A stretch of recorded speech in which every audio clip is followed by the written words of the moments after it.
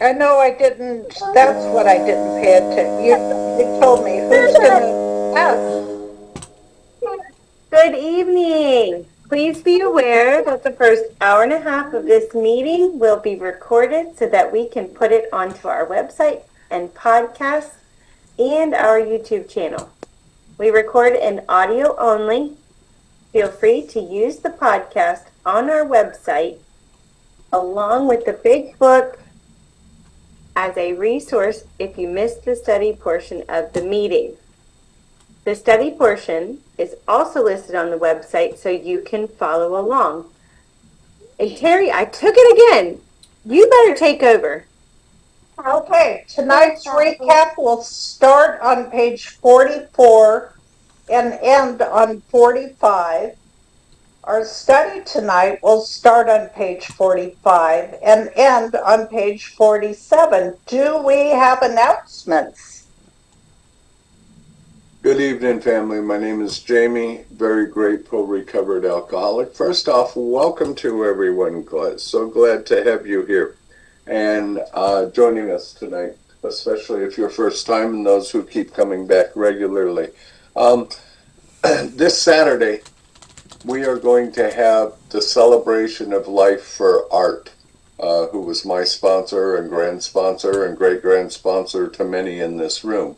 So that is not going to be in this room. It's going to be in our 808 room to avoid bombers and so on from coming in, so that we don't get disturbed by that.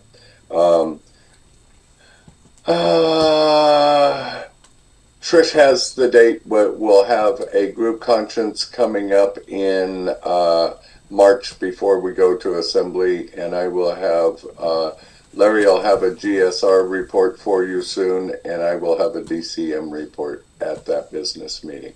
And check your email because those things come out in email as well. So thank you.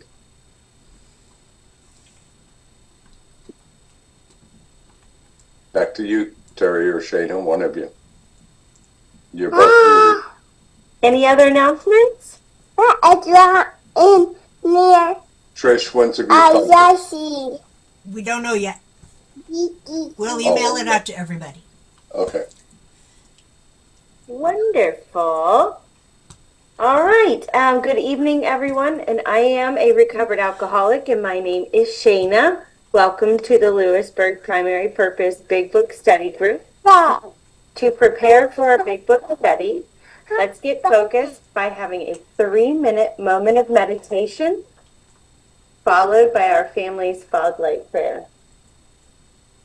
And I'm a recovered alcoholic. My name is Terry. Thank you for joining us tonight. We're going to start the meditation in a minute, so please take a moment to get situated. Please be aware of background noises when you are unmuted and sharing, as not to distract others or yourself. We suggest we all observe proper Zoom etiquette. If you wouldn't do it in a live meeting, please don't do it here. A friendly reminder, absence of profanity offends no one. Please keep yourself muted during someone else's share. We will call on you in the order hands are raised. From the forward to the first edition of Alcoholics Anonymous. We of Alcoholics Anonymous are many thousands of men and women who have recovered from a seemingly hopeless state of mind and body. To show other alcoholics precisely how we have recovered is the main purpose of this book and of this group. For the meditation, some suggestions are focus your breath and posture. Breathe in God and breathe out self.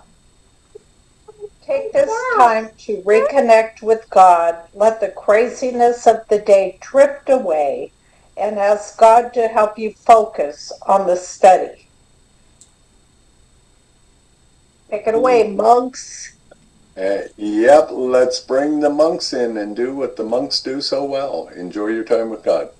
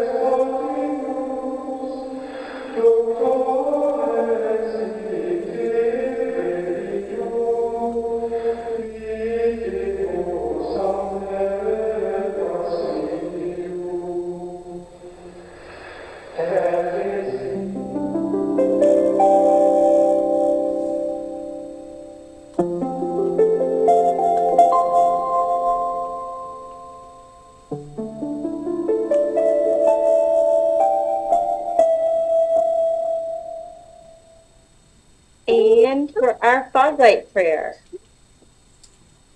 God, let your love shine through us like a fog light, so that those that are lost, sick, and dying can find your love through us.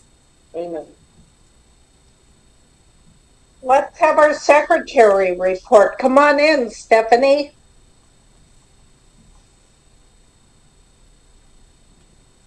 Hey, I'm Stephanie, a grateful recovered alcoholic. I've asked Alyssa to read the recovered statement. We read this notice to explain why many people in this group identify as recovered rather than recovering, and what that exactly means to be a recovered alcoholic. Take it away, Alyssa. Thank you, Stephanie. Alyssa, recovered alcoholic. Recovered. We are not cured of alcoholism. Recovered, but not cured. That presents a conflict to some alcoholics. If we were cured, we would be able to drink responsibly. No, we are not cured. The allergic reaction to alcohol will remain with us for a lifetime. But we have been restored to sanity. The main problem of the alcoholic centers in his mind rather than in his body. Page 23 of our big book. We are now sane where alcohol is concerned. Consequently,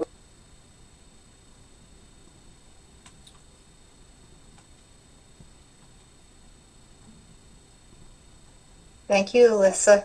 Thank you. Your mic went off.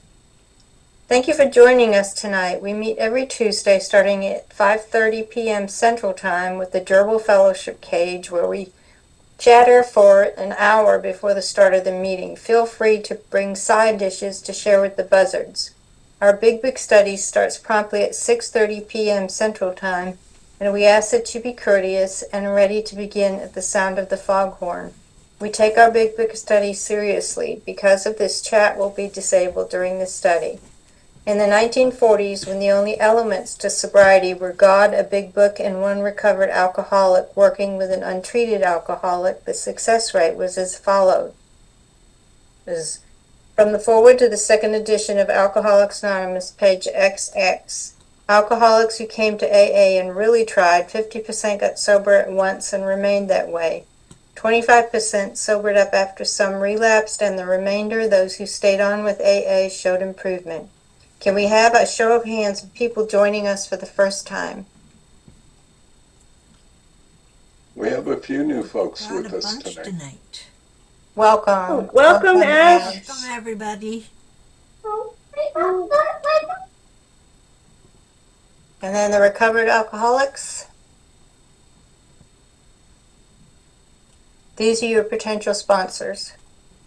Is anyone celebrating a milestone this week? Nobody. Don't see anybody. If you should require a big book of your own, we have a large print edition available that can be sent to you by buzzard mail, delivery time questionable. Please remember to practice our 7th tradition by donating to the group address, Venmo, or PayPal posted in the chat and on the screen. Our suggestion is to purchase a big book and take an untreated alcoholic through the program of recovery. Please visit our website posted in chat. Thank you and see you next week, Lord willing. Thank you, Steph. All right, from chapter 2, there is a solution. The tremendous fact for every one of us is that we have discovered a common solution. We have a way out on which we can absolutely agree and upon which we can join in brotherly and harmonious action. This is the great news this book carries to those who suffer from alcoholism. This is an open meeting, and as such, all who have an interest in alcoholism and our program of recovery are welcome. Because this is an open meeting, you need not identify yourself nor your reason for being here if you do not wish to do so. Your anonymity will be protected. We ask that you protect ours.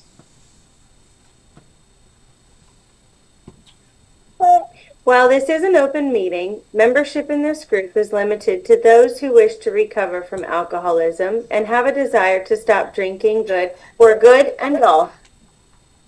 Each member of Alcoholics Anonymous is a potential sponsor of a new member and should clearly recognize the obligations and duties of such a responsibility. Okay. It's time for the traditions. And Jamie is our traditionalist this week. So before we study the big book, last week we reviewed tradition 2, I believe. Is that correct? Yes. Yes. Tonight, let's take a quick look at tradition 3. Please refer to page 562 of Alcoholics Anonymous. Good evening, family. My name is Jamie, very gratefully serving as your group traditionalist. I'm going to do the short form first. Tradition 3, the only requirement for AA membership is a desire to stop drinking. And the long form, our membership ought to include all who suffer from alcoholism. Hence, we may refuse no one who wishes to recover, nor ought AA membership ever depend upon money or conformity. Any 2 or 3 alcoholics gathered together for sobriety may call themselves an AA group, provided that as a group they have no other affiliation.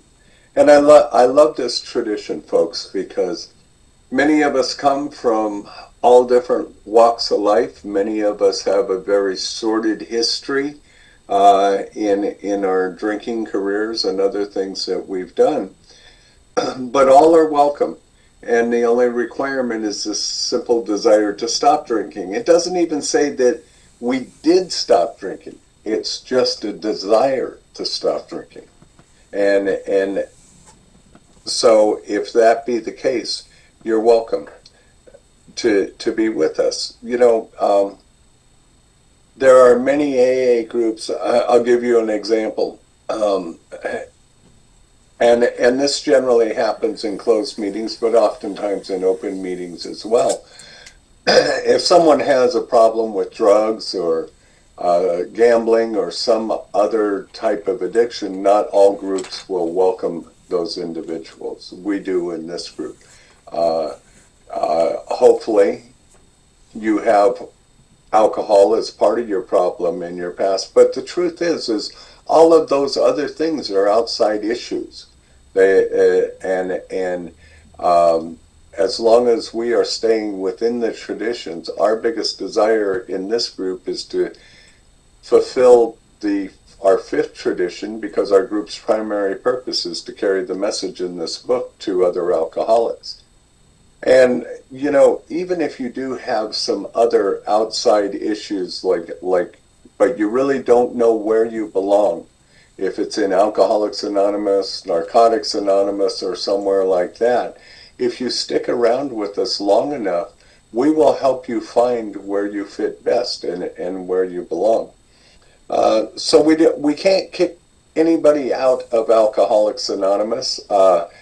Now, obviously, in Zoom meetings, we do show the Zoom bombers and so on the exit door rather quickly, because obviously they aren't here with the desire to stop drinking.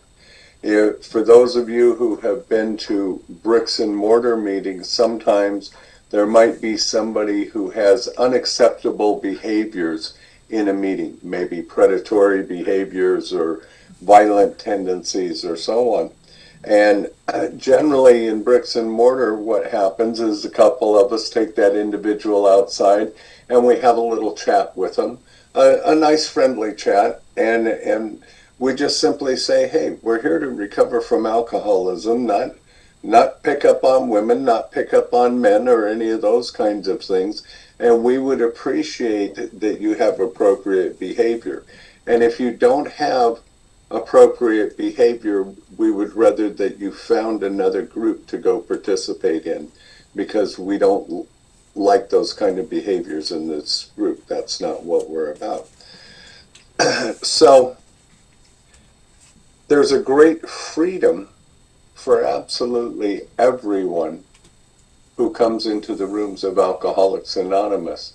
that just by simply having the desire to stop drinking, it allows us as a group to plant seeds and help that individual find a pathway, hopefully to permanent lasting sobriety.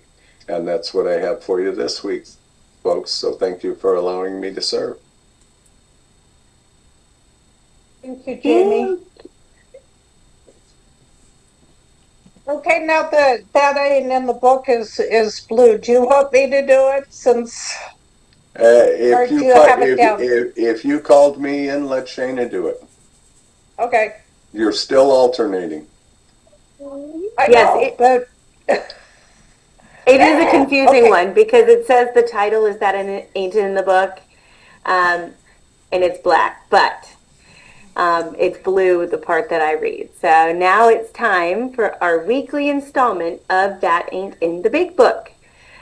We hear a lot of stuff said in meetings that can't be reconciled with the program as described in the Big Book of Alcoholics Anonymous. And this week's topic is don't drink and go to meetings. So can you tell us what it says on page 34. Thank you. I know you got your hands full. Good evening, everyone. My name is Donald, and I'm a very grateful, recovered, but not cured alcoholic. And this is not in the book. Whether such a person can quit upon a non-spiritual basis depends upon the extent to which he has already lost the power to choose whether he will drink or not.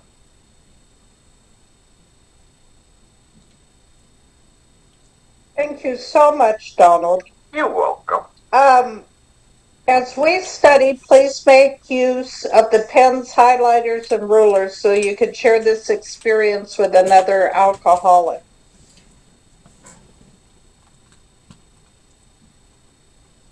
And in order for us to stay focused as we study the Big Book, we use the Big Book Study Guide prepared by Joe and Charlie and Krusty Cliff of the Dallas Primary Purpose Group.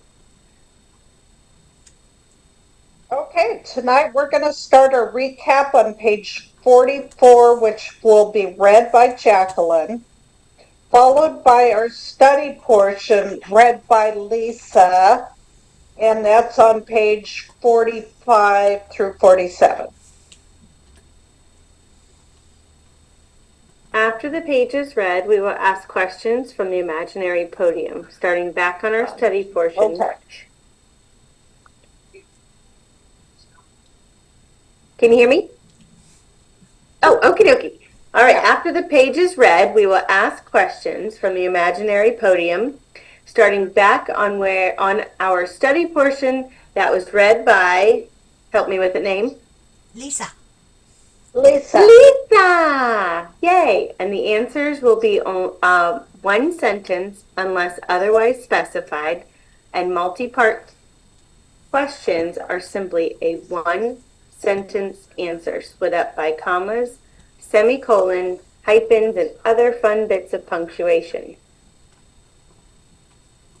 Basically, in English, what that means is that we're going to read the material once through, then dissect the information a second time through the question and answer format. Notice how the language in the questions gives us a new light in which to consider the study material.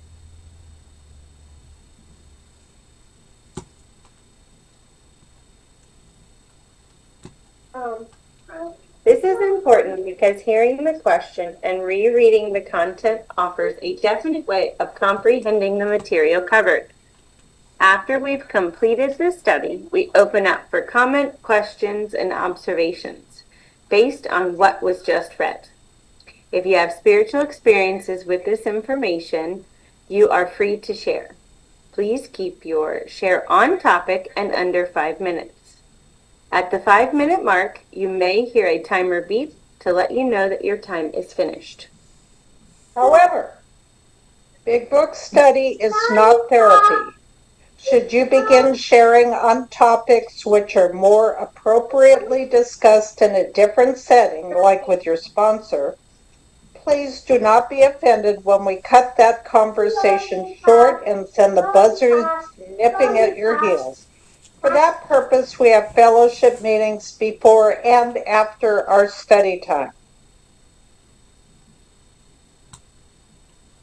And you can never go wrong by commenting on the pages studied, which brings us to the words of one of the co-founders of Alcoholics Anonymous. Sobriety, freedom from alcohol, through the teaching and practice of the 12 steps, is the sole purpose of any Alcoholics Anonymous group.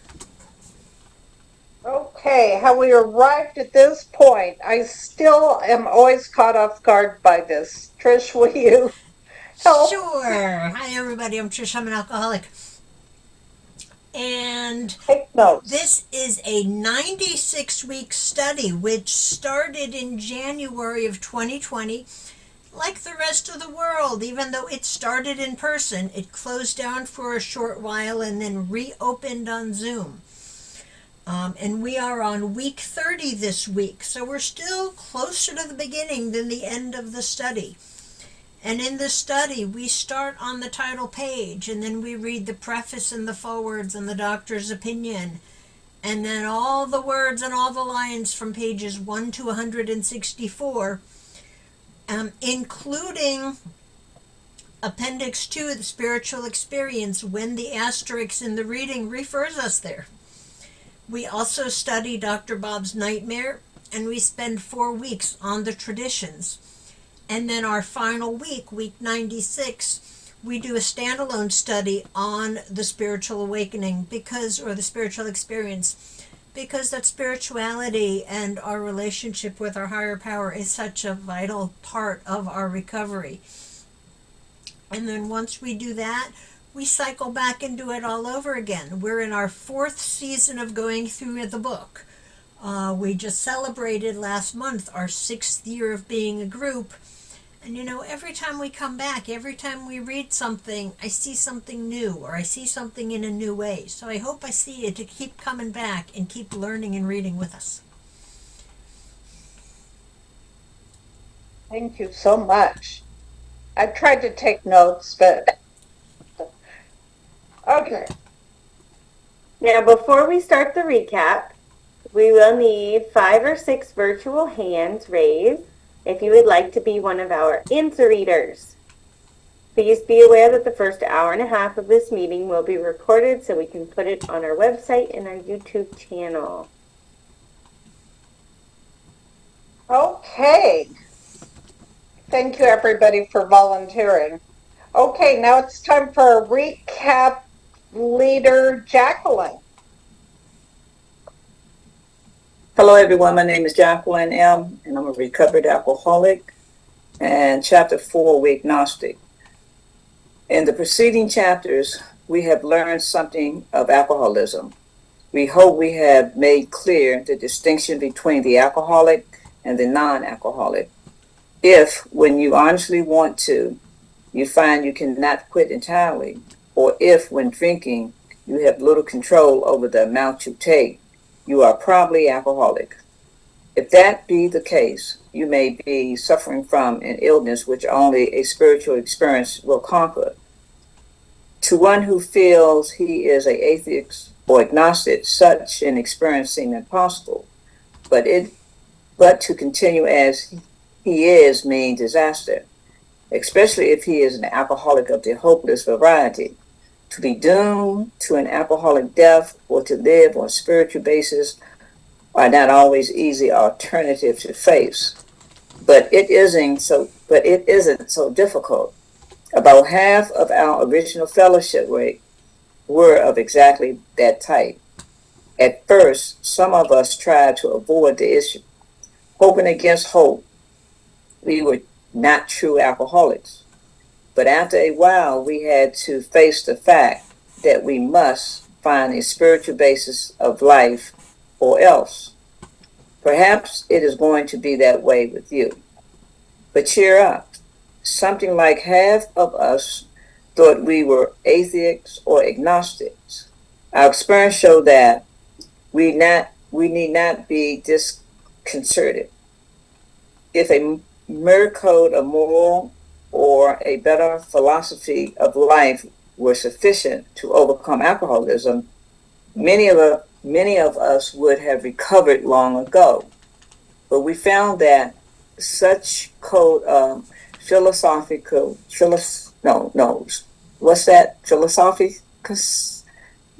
did not save us.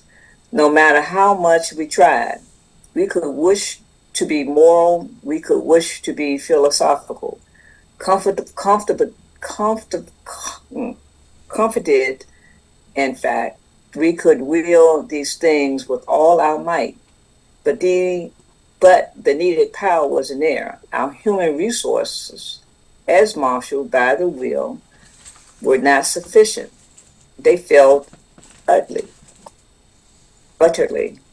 Lack of power, that was our dilemma. We had to find a power by which we could live, and it had to be a power greater than ourselves. Obviously, but, and how were we to find that power? Well, that's exactly what this book is all about. Its main object is to enable you to find a power greater than yourself which will solve your problem. That means we have written a book which we believe to be spiritual as well as moral. Okay. And it means, of course, that we are going to talk about God. Here, difficulties arise with agnostic. Many times we talk to a new man and watch his hope rise as we discuss his alcoholic problems and explain our fellowship, but his face falls when we speak of spiritual matters, especially when we mention God. For we have reopened a subject which our man thought he had neatly evaded or entirely ignored. Thank you.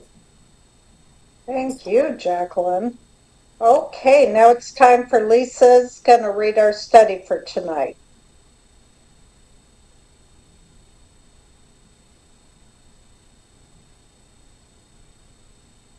Hey everyone, I'm Lisa. I'm an alcoholic. We know how he feels. We have shared his honest doubt and prejudice. Some of us have been violently anti-religious. To others, the word God brought up a particular idea of him with which someone had tried to impress them during childhood. Perhaps we rejected this particular conception because it seemed inadequate. With that rejection, we imagined we had abandoned the God idea entirely. We were bothered with the thought that faith and dependence upon a power greater than ourselves was somewhat weak, even cowardly. We looked upon this world of warring individuals, warring theological systems, and inexplicable calamity with deep skepticism. We looked askance at many individuals who claimed to be godly. How could a supreme being have anything to do with it all?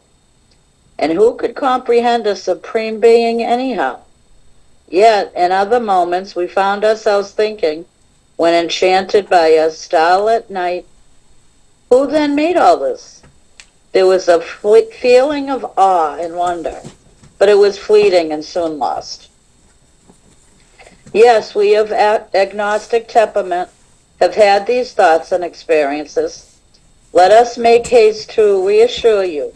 We found that as soon as we were able to lay aside prejudice and express even a willingness to believe in a power greater than ourselves, we commenced to get results. Even though it was impossible for any of us to fully define or comprehend that power, which is God. Much to our relief, we discovered we did not need to consider another's conception of God. Our own conception, however inadequate, was sufficient to make the approach and to effect a contact with him. As soon as we admitted the possible existence of a creative intelligence, a spirit of the universe underlying the totality of things, we began to be possessed of a new sense of power and direction, provided we took other simple steps. We found that God does not make too hard terms with those who seek him.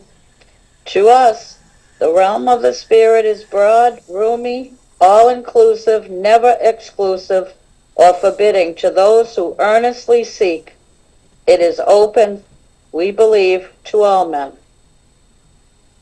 When, therefore, we speak to you of God, we mean your own conception of God. This applies, too, to other spiritual expressions which you find in this book. Do not let any prejudice you may have against spiritual terms deter you from honestly asking yourself what they mean to you. At the start, this was all we needed to commence spiritual growth, to effect our first conscious relation with God as we understood him. Afterward, we found ourselves accepting many things which then seemed entirely out of reach. That was growth. But if we wished to grow, we had to begin somewhere. So we used our own conception, however limited it was.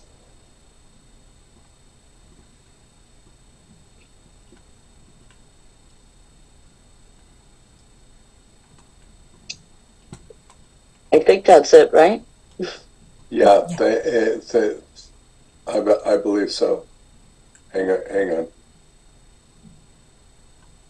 Yes, that's it. I'm not sure what happened to our hosts. Oh, I was muted. Sorry Thank you, Lisa. I appreciate that. After the study, before the first question, for our answer readers, please speak clearly into your microphones.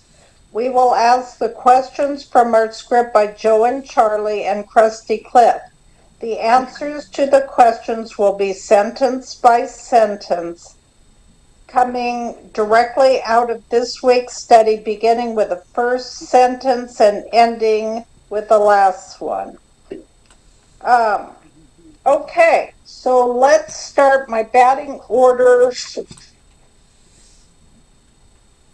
for tonight. I have Kenny, Larry, Joanne, William, and Nancy. Thank you all for volunteering. Okay, let's start with you, Mr. Kenny. Okay, starting on page 45. Do we understand? We know how he feels. We sure do. Okay, Larry, what have we shared? 2 sentences. We have shared his honest doubt and prejudice. Some of us have been violently anti-religious. True. Okay, Joanne, the word God, the word God does what to others?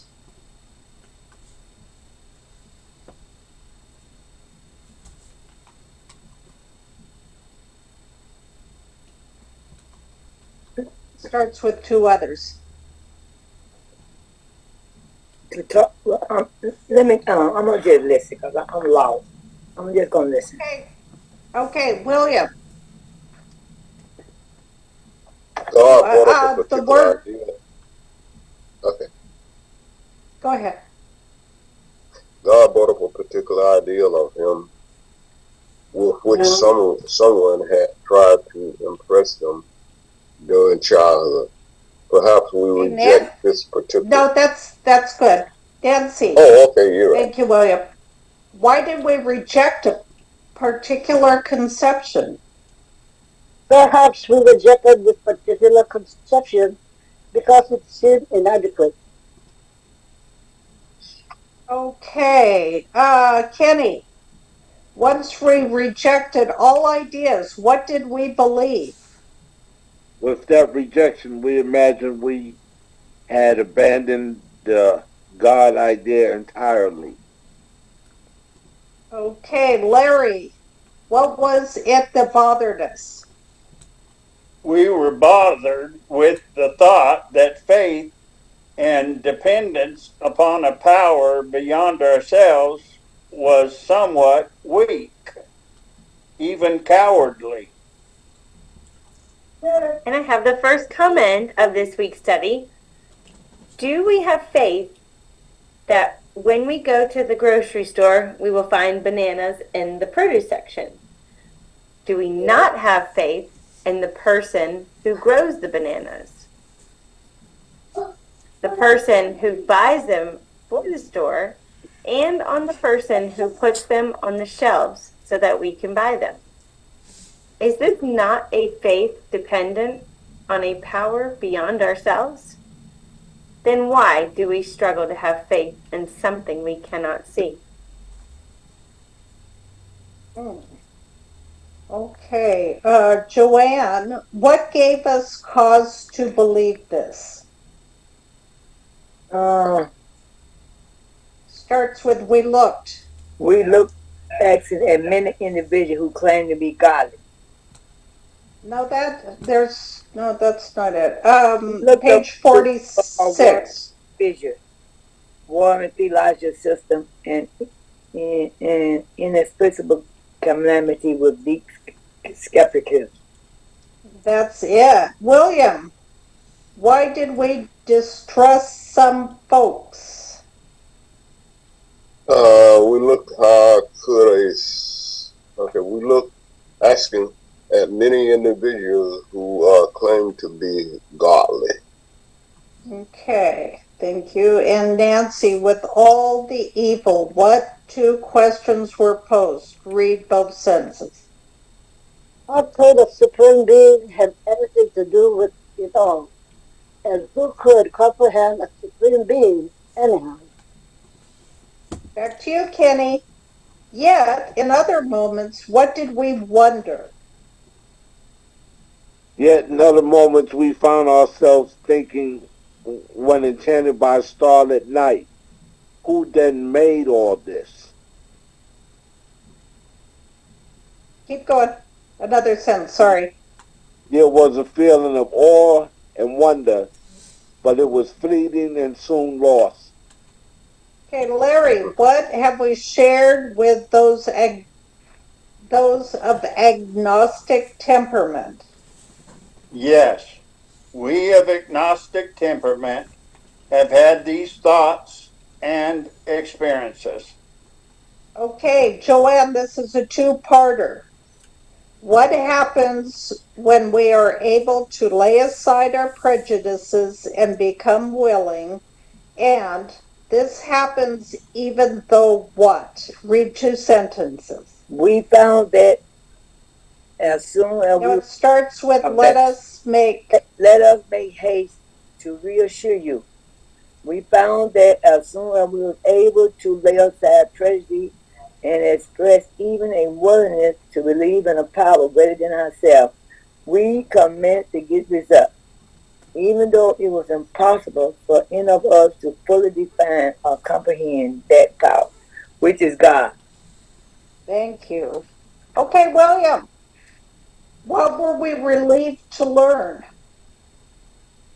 Much to our relief, we discovered we did not need it to consider another conception of God. Nancy, if we are only able to pretend there is a higher power, what is promised? Our own conception, however inadequate, was sufficient to match the approach and to affect a contact with him. That's true. Kenny, two-parter. What two things will we possess as soon as we're able to admit there just might be a higher power, and provided we do what?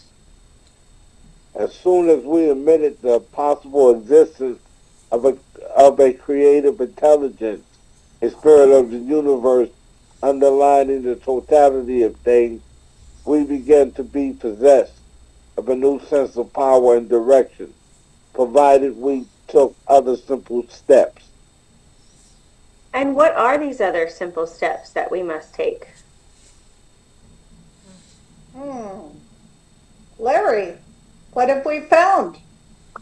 We found that God does not make too hard terms with those who seek him. It's true. Joanne, we have found a realm of the spirit to be what? To us, the realm of the spirit is broad, roomy, all-inclusive, never exclusive or forbidden to those who earnestly seek. It is open, we believe, to all men. No, that goes to William. William, who may benefit by it? It is open to all men. Okay, Nancy. When we speak of God, what do we mean? When therefore we speak of you of God, we mean your own conception of God. Kenny, how about other spiritual ideas in the book? This applies to the other spiritual expressions which you find in this book. Larry, what should we not do? Do not let any prejudice you may have against spiritual terms deter you from honestly asking yourselves what they mean to you. Joanne, at the start, what else do we need? At the start, all we needed to commence spiritual growth to effect our first conscious relation with God as we understood him. Okay, what will happen later, William? Afterward, we found ourselves accepting many things which are then seen to be entirely out of reach. And Nancy, what do we call that? I am lost. Can you get someone else to read it? Sure. Kenny, what do we call that? That was growth. But if we wish to grow, we had to begin somewhere. And Larry, last one. What do we use? So we used our own conception, however limited it was. That was amazing. All of you, thank you so much. That made it so easy for me to do. Appreciate you. Okay, so for our answer, we did that one. If you have experience with the portion of the book that was just read, please feel free to share. Please be mindful of your time and that others may have their hands raised and are waiting to share. A friendly reminder as we share, absence of profanity offends no one. We are now open for comment, questions, observations, and spiritual experience based on what was just read. So raise your virtual hands so I may call on you.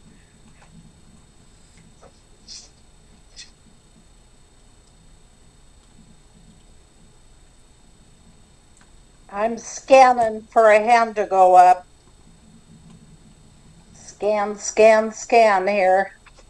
Ah, I see one. Trish. Hi, everybody. I'm Trish. I'm an alcoholic.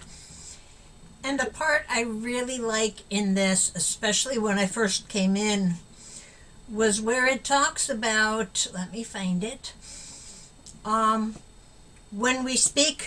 when therefore we speak to you of God, we mean your own conception of God. Because when I first came in, I didn't really have a conception of God other than what I was told as a child in my upbringing, what it is I was supposed to believe. And I discovered that I could not get or stay sober on that God. I had to find my own conception of God, not based on someone else's belief. And I struggled with that for a while. And for a while I didn't want a relationship with God because so much of what I saw were problems of my upbringing. I blamed on God. It was all God's fault. I didn't want anything to do with him. But then I was able to see the creative intelligence or the spirit of the universe, and recognize that there was some being out there that, like it was referring to, who put those moonlit and starlit nights all in order for us to look at. And as I started looking and trying to figure out who or what is this God, I realized slowly I don't have to be able to define who this God is. I still can't define who God is. But I know that God is. And that's really all I need to know. And that was a good starting point for me. How I understand God today is not the same that I understood God last year, 10 years ago, 20 years ago, or when I was only 1 or 2 days sober. My understanding of God may change, but my belief in the existence of my conception of God, that hasn't changed, because I know that God is in my life today. But I had to be able to let go of another's conception of God and start recognizing my own conception of God, because I couldn't get sober on their God. I had to find my own God in order to get sober. And I will stop with that. Thanks. Thanks, Trish. Larry, come on in.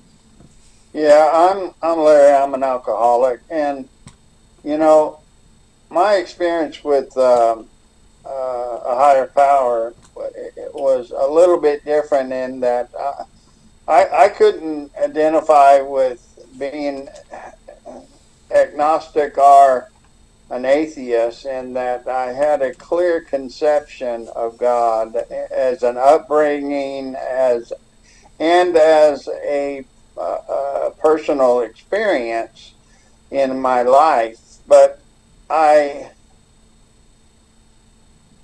found that personal teaching and prejudice of my teaching and upbringing was interfering with what I believed when I came into Alcoholics Anonymous. Because what I had been taught and what was taught to me as a child and even as a young adult and older adult was that my life had completely made it impossible that God would talk to me again, or that God would forgive me for some of the stuff that I had done. And it was so I was poisoned and prejudiced against my own self, and I was kind of lost. So when it came to higher power, I used all kinds of little things that I prayed for, and it was through this program and my sponsor that finally taught me to choose my own conception. And when I did that finally, and I began to use a God that cared for me and would listen to me, and just did it instinctively as if he really did hear me, I found that he did hear me. And he did listen, and that relationship grew from there by just being willing to listen to my sponsor, even though my upbringing and my teaching taught me that God wasn't going to listen. And it was through this program, even though by upbringing I was prejudiced, and it prejudiced me against God himself and me as a person. So I did get it. It took me a while to get it, but thank goodness for this program and good sponsorship that today I have a good relationship with a power greater than myself that loves me. That's all I got. Thanks, Larry. Jacqueline, you're up. Hello, everyone. Again, Jacqueline, recovered alcoholic. And, good reading. You know, what jumped out at me was It was, when I got here, I saw that word God, and I began to hear you guys talk about God.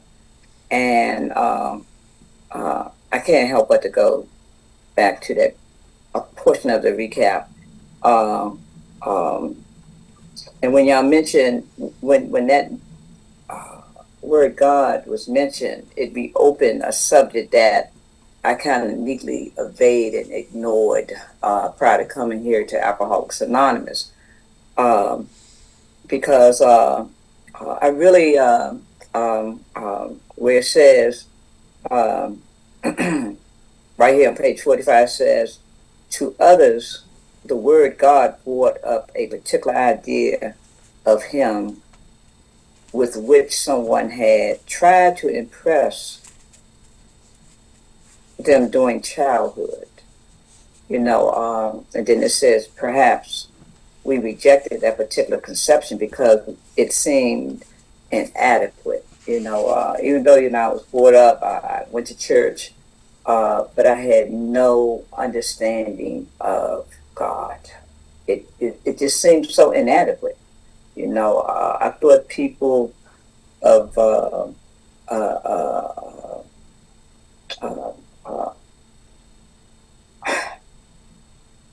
and with that rejection, I just imagined that God abandoned me, but today I know I abandoned God. I had no conception about this God. It seemed so inadequate how people had a relationship with God. And I just evaded that whole topic, and I felt as though that people that depended upon this power was weak, and with my defiance and willfulness, that's what kept me um, away from spiritual matters for a while. When I got here, I was going to let y'all help me, or God help me with my alcoholism. But when it came to other areas in my life, I was kind of skeptical, because I just didn't understand. I really didn't.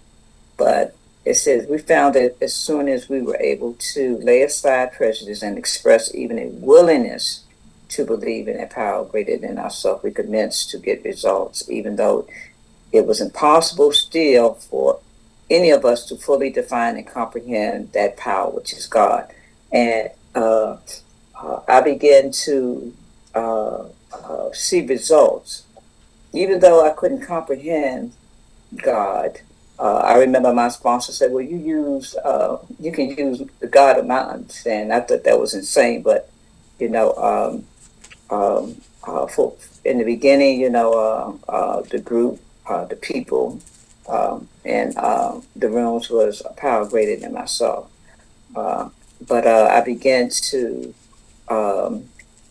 discover, as I kept coming back, and just simple prayers, making contact with that God I had no comprehension, which I don't have no comprehension of,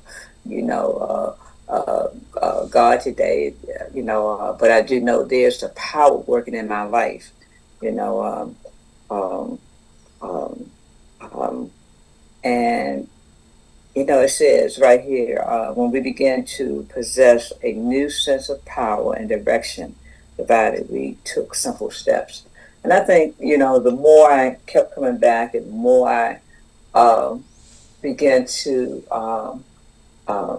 move on with the rest of the program, I began to develop a relationship, this higher power, I began to follow direction. I began to think a little different.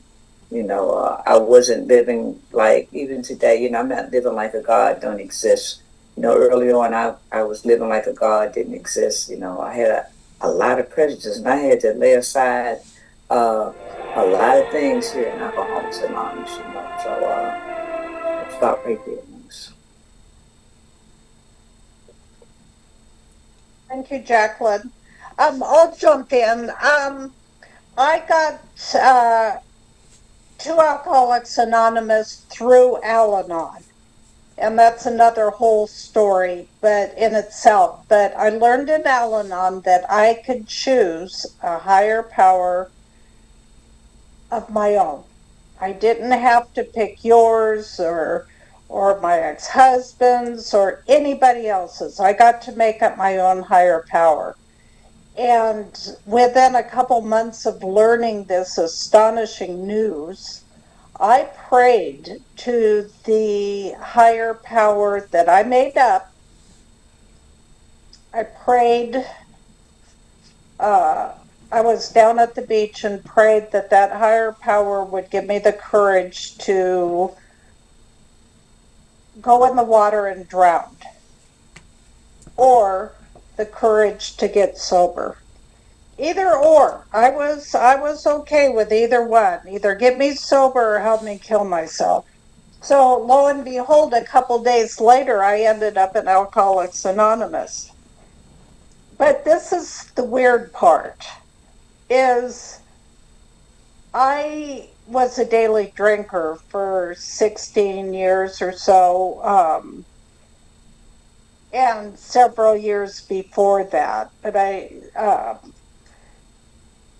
for at least 16 years, I was a daily drinker, and I could not stop. And then all of a sudden, I find myself at an AA meeting, and I never had another drink. So you would think I would be all over it with this new higher power that I found. You'd think I would be ecstatic, but you know what? I kind of said to myself, well, thanks a lot. I got this. And it was another 3 months before I started working the steps and started really finding that higher power. But I'm just so grateful today that that higher power, even though I kind of said I could do this, he still or she was still protecting me, because in those 3 months without a sponsor and working the steps by myself, I did not drink. I was miserable, but I didn't drink. So I'm so grateful for that. And today I have a personal relationship with a higher power that I never dreamed I could have. And I'm just so grateful for that. That's all I got. Joanne, you're on. Good evening, family. My name is Joanne. I'm an alcoholic. I like to read it, and I made the beginning on this chapter with my sponsor one while back. But by being here for a minute, on page 46, the second full paragraph, it said, much to our relief, we discovered we did not need to consider another conception of God. Our own conception, however inaccurate, was sufficient to make the approach and to effect a contact with Him. But you know, my situation was, when I got here, I came in with God idea. Because when I went to treatment, the lady in treatment told me that in order for me to get this program, she said, you got to have God. So I got happy because I felt that I had God. Because I was born and raised in Mississippi with God, but I lost my way when I started drinking and doing other things. So by the time I hit my bottom and came to y'all, and that lady said, God, I felt good that I could do it. I didn't know what I was going to do, but I was going to do it. So when I got to the room, I called a number, and I was in the room making meetings. My problem was everybody got their own conception of God. I couldn't get with that because I didn't know how to get with that. And I know why I couldn't get with that. Because my brain had been burned up from all that drinking. And I just didn't have no, I just couldn't see it. Because I'm thinking that everybody got their own God. I'm saying, there ain't no many God, it's just only one God. But I didn't understand. So that was my, what they call it, indifferent. But I stayed here long enough to understand what they were talking about. So I do appreciate the room of alcohol, especially step 2. You know, you do be restored to sanity. You do be restored to sanity if you stay here long enough and if you rightly relate yourself for every AA meeting that you make. But I liked it. But anyway, that was it for me. I thank y'all for being here, and I keep coming back. Thank you so much. Okay, I'm scanning. Any hands up that I don't see?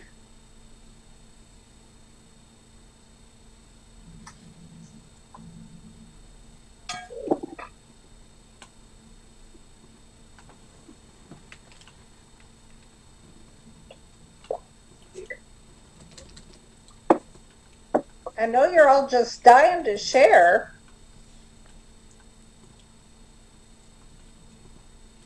Oh, William, were you? I thought you were talking, but you're muted. So you just move your lips and I'm going to call on you. I thought you, okay, then you called on me. My name is William Alcoholic.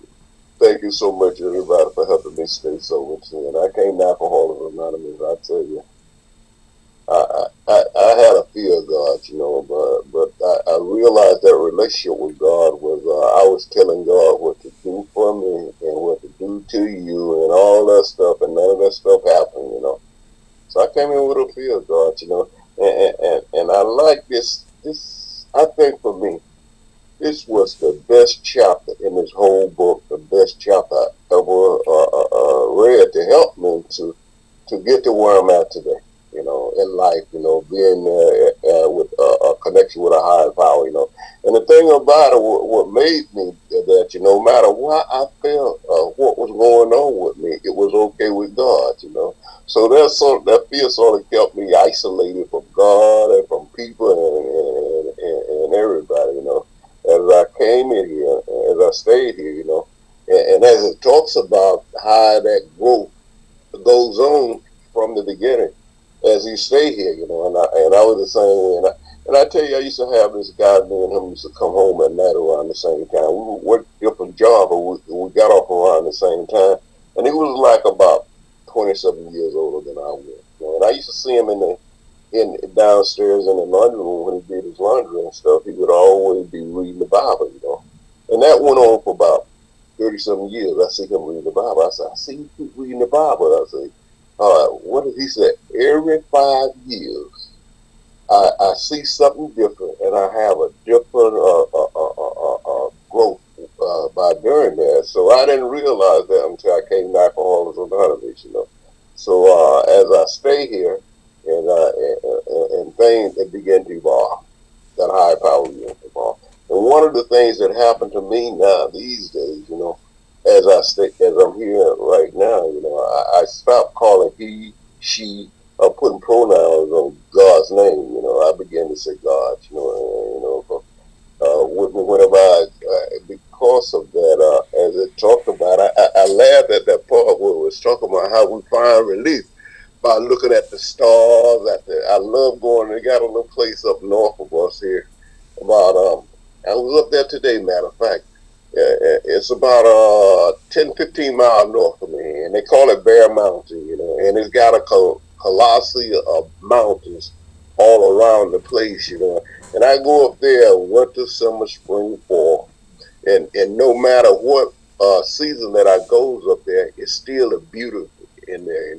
And I tell you, in the fall, right? When I go up there in the fall, in the fall, in the fall, before all the leaves fall off the tree, right? You see blonde, you see like different people hair, blonde, purple, all these different colors, man. And I just get what you call it. Now, when all the leaves fall off, you can look through the trees. Like today, when I went, you can see the snow on the ground. You can see the deers or whatever running around out there. So it do make you wonder. It makes me wonder. You know what I mean? About that. You know what I mean? Who could do that? Gotta be God, you know what I mean? I would never fully understand, maybe one day I may do that. Once you leave here, may get that connection, that type of understanding. But right now in this journey here, I could never fully understand it, you know. And like you say, you know, I said, and this is gonna be the last one. This guy, I think lately I've been going up to the veterans, up to the VA hospital, and so many veterans, man, I didn't realize, you know.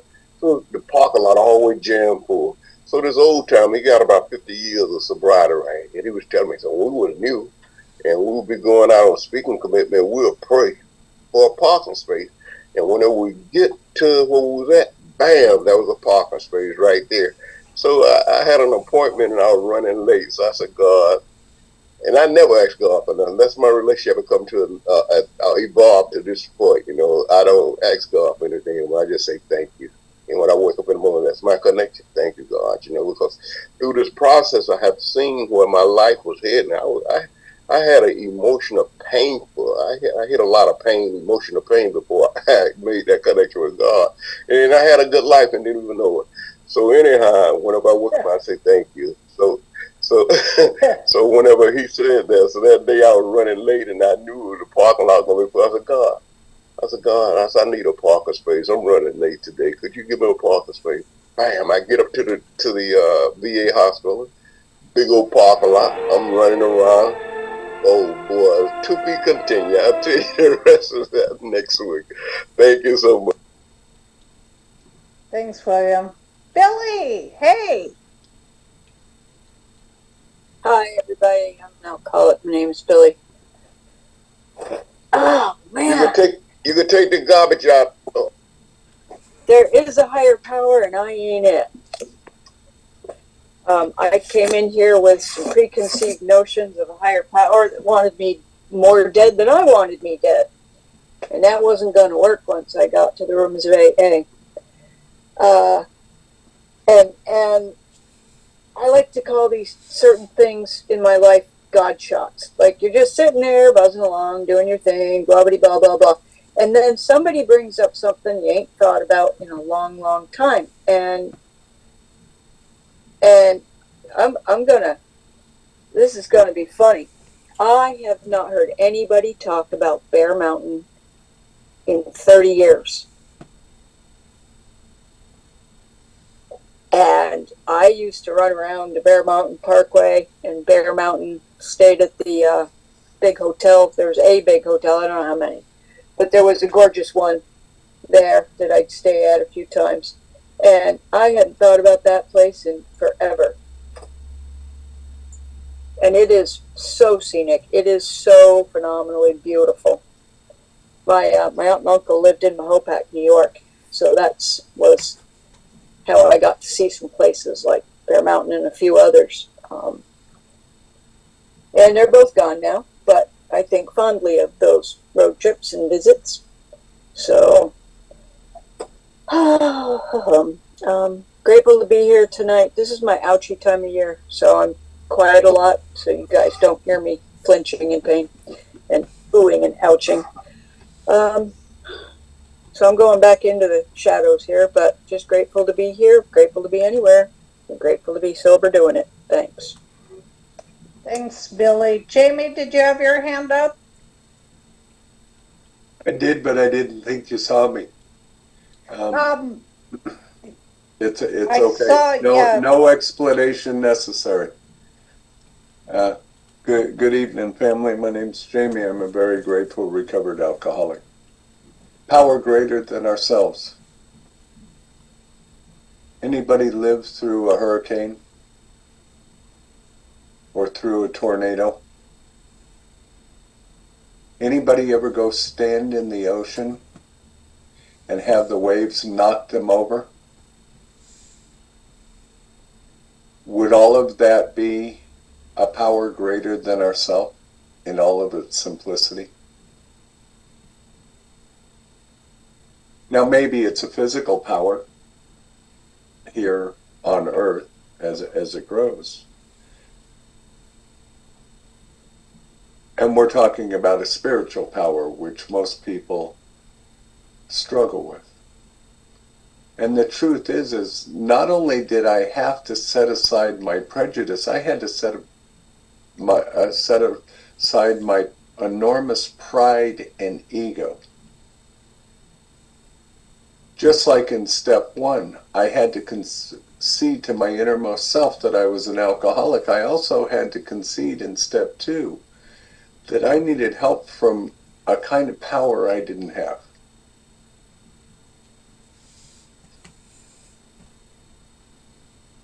Here comes one of my props. I'm holding an acorn between my fingers right now.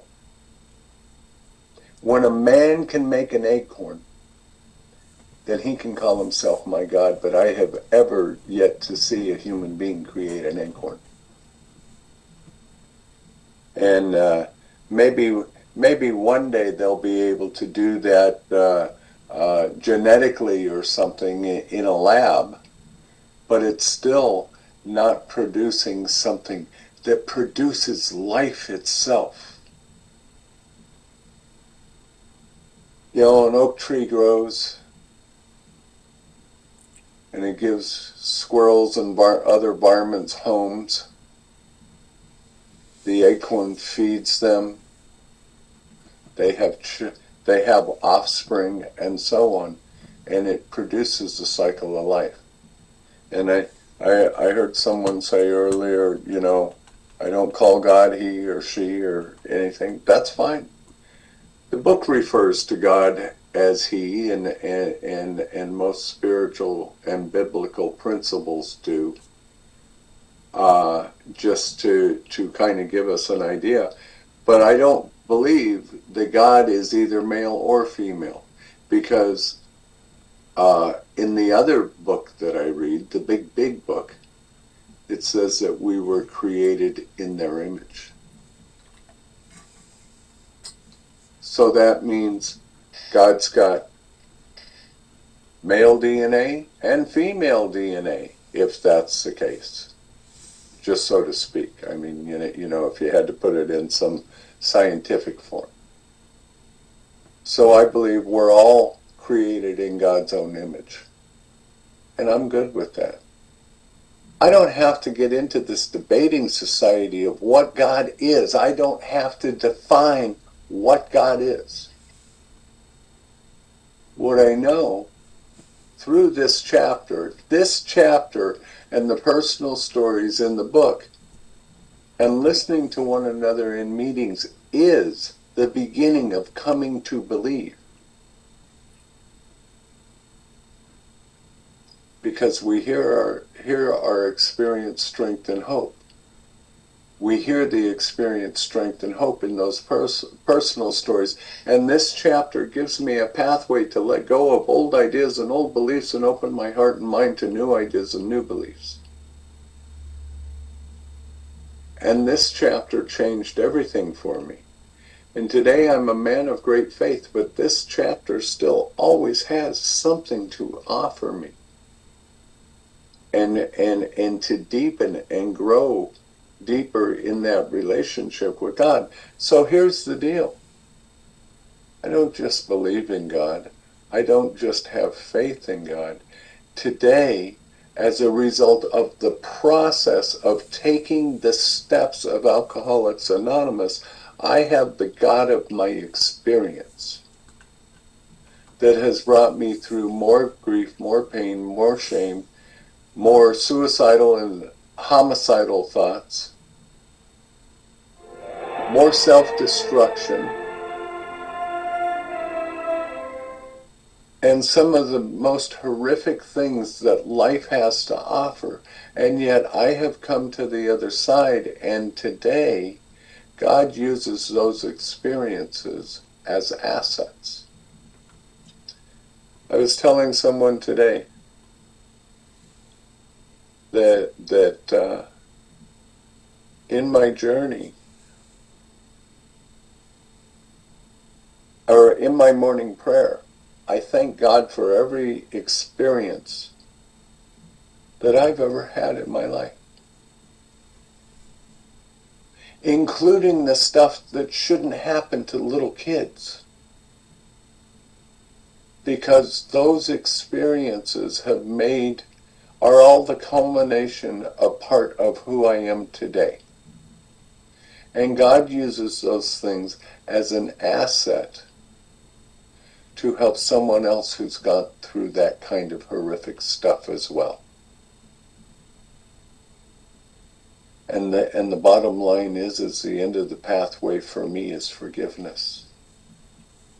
If I can live with forgiveness in my heart every day, which is something that I absolutely could not do before I got to Alcoholics Anonymous, I know that there is a power greater than myself working in my life, because left to my own devices, I will break legs. I will do bodily harm to those who harm me and those that I love. I will take hostages. And it doesn't matter what the consequences are. But today it does. So I look at the consequences of sobriety, and the consequences of sobriety and having this power greater than myself in my life is I don't have to do any of that horrible, wicked stuff I used to do. Today, I can love people right where they are, and if willing, help them find a pathway to overcome their own difficulties and their own struggles. Thank you. Thank you, Jamie. Sheila. Sheila, alcoholic. This is my favorite subject and my favorite chapter. Well, I love them all. The paragraph on page 46 at the top. You know, first of all, the thought that faith and dependence upon a power beyond ourselves was somewhat weak. And I strive for 100% faith. You know, they come in and they say the only thing you have to do perfectly is the first step, and be honest. Well, I have to be doing 2 and 3 perfectly every day. That doesn't mean I have to have a perfect God I could describe or draw a picture of. But I have to keep striving for that faith, because in the calamities of life, I need that ballast. You know, I need that anchor. Otherwise, I'm going to capsize into self-will. And I love what it said about, how could the Supreme Being have anything to do with it all? That's like a little kid when you're 2 years old and you go, why is the sky blue? There's got to be an answer. Well, there really isn't. But I had that, I strive for that innocence, that I had when I was a child, the innocence and the curiosity that we had when we were 2 and 3 years old, where we looked at everything in awe and wonder. That's what I strive for, that trust in the universe, in that trust. I do call that spirit, my spiritual presence, God. I chose to in the program, but I've always sought God. Even when I was drinking, I mean, I like it said, I swayed like a wave up and down, back and forth, but I always, even, in some of my worst moments, I prayed. And I didn't know what I was praying to, because I didn't grow up with a God. My mother didn't believe in God. And upon it, she was a Holocaust survivor. I was born of a Catholic young mother and adopted by a Jewish woman who was a Holocaust survivor who didn't believe in God. She had seen the horrors. And she would punish me, chastise me, if I prayed. And I saw people in preschool praying, and the kids were talking to this imaginary friend, and I'm like, I want one of those. I'm going to make up my own friend too. And I would go home under the covers with a flashlight, and I would draw pictures and, trying to figure out what God looked like, but I couldn't figure it out. But I would pray, put my hands together every night when I was 2, 3 years old, and I had those horrendous experiences Jamie was just referring to. But it didn't matter. I did have that imaginary friend. And I started praying in secret. And I prayed all my life. I didn't have a religion. I was a blank slate when I came in the rooms, but I felt safe when I did it. So as life went on, like it said, it was fleeting. It was fleeting. I lost it. And then on page 55, it tells us we're all born with that. The ember was alive in my heart. But I wanted that accountability when I came into the rooms, and I wanted that light that I saw in everyone so badly. and I wanted it all my life, that I had no consistency or structure in my life. That was the only structure. This is the only structure I've ever had that I choose it. This program is God to me. A field of sunflowers, playing flute on the lake, writing a poem, watching a baby, hearing a baby's laugh, watching children play, that brings me closer. But, when I did see that, but alcohol was still my master until I was 62. So AA brought me back to the possibility that there is that massive love, and God is love, and there is no gender. It's just eternal and massive. And if I did draw a picture of it, it would be a baby smiling or the center of an orchid. And if you ever look at the center of an orchid, it looks like an angel holding a choir book singing. And those are the gods that I choose to strive for. 100% faith. That's it. God dependence. Because dependence on earthly entities is a runaway train for me. And it's only going to lead me to disappointments and impermanence and changes I have no control of. So, yeah, second and third step for the foundation here. And God could and would if he, she, it, or whatever were sought. Thank you for letting me share that. Thank you. Kenny. Yeah, good evening, everyone. My name is Kenny, and I am an alcoholic. God, second step. It didn't really mean anything to me until my last relapse. I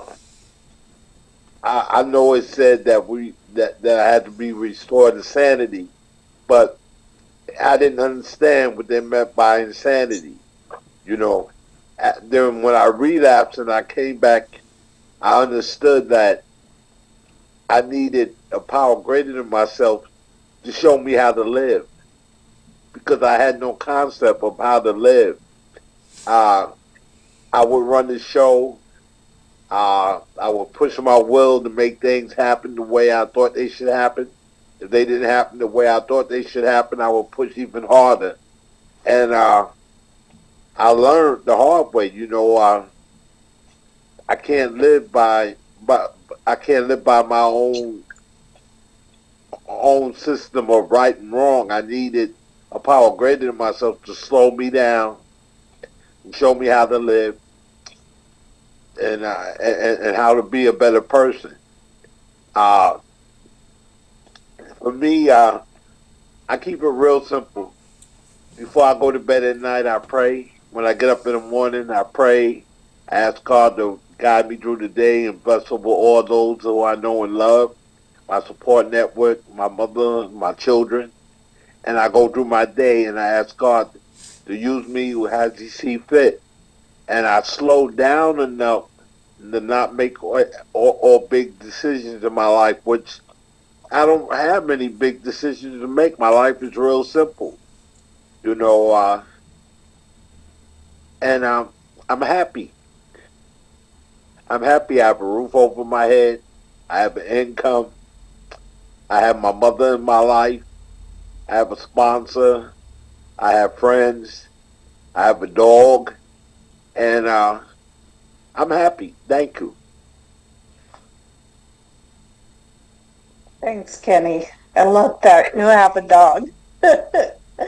Okay, what time is it here? Okay, we still got time for one more or however many more. If somebody else wants to share or hold your peace until next Tuesday.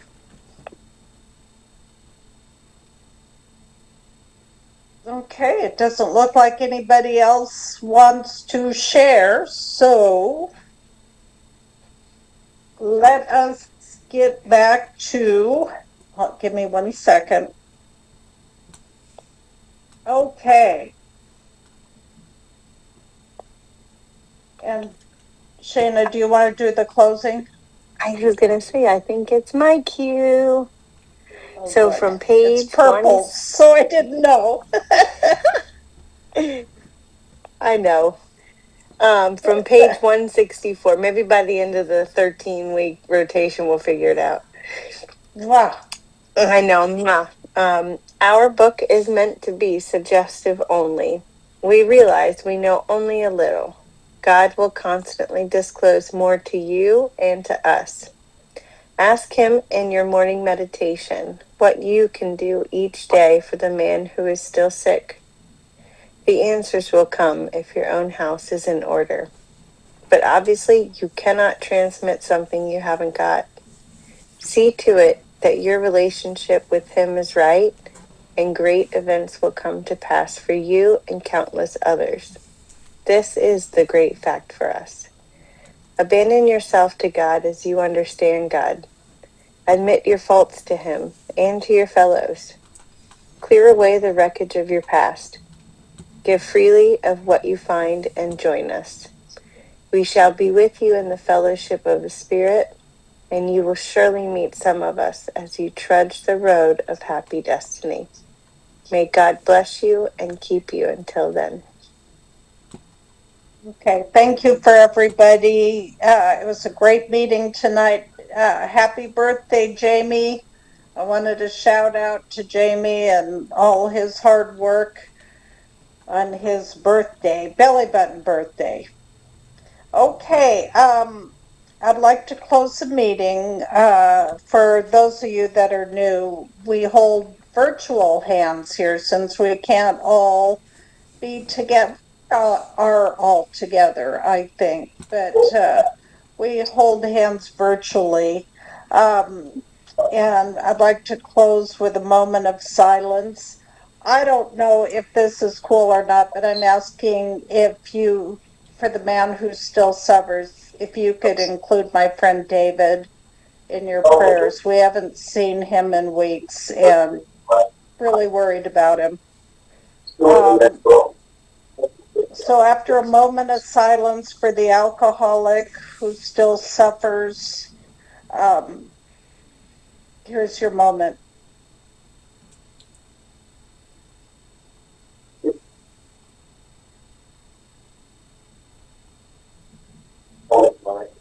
Will you join me in the Lord's Prayer? Our Father, who art in heaven, hallowed be thy name. Thy kingdom come, thy will be done on earth as it is in heaven. Give us this day our daily bread, and forgive us our trespasses, as we forgive those who trespass against us. And lead us not into temptation, but deliver us from evil. For thine is the kingdom, and the power, and the glory, forever and ever. Amen. Keep coming back. Thank you all. What a great meeting. That's right. That's right. Good What meeting. a great meeting. Happy birthday, Happy birthday, Jamie. Happy birthday, good night. Jamie. Happy birthday, man. Happy birthday, Many, many Jamie. more. Thank you. Don't Happy forget birthday, about Jamie. Art's. Don't forget about Art's celebration of life on Saturday. Okay. Yeah, we'll see What a lot time? of you on Saturday. That would be Okay. nice. What time, Jay? Hey, Good night. 3 o'clock. 3 o'clock your time, and it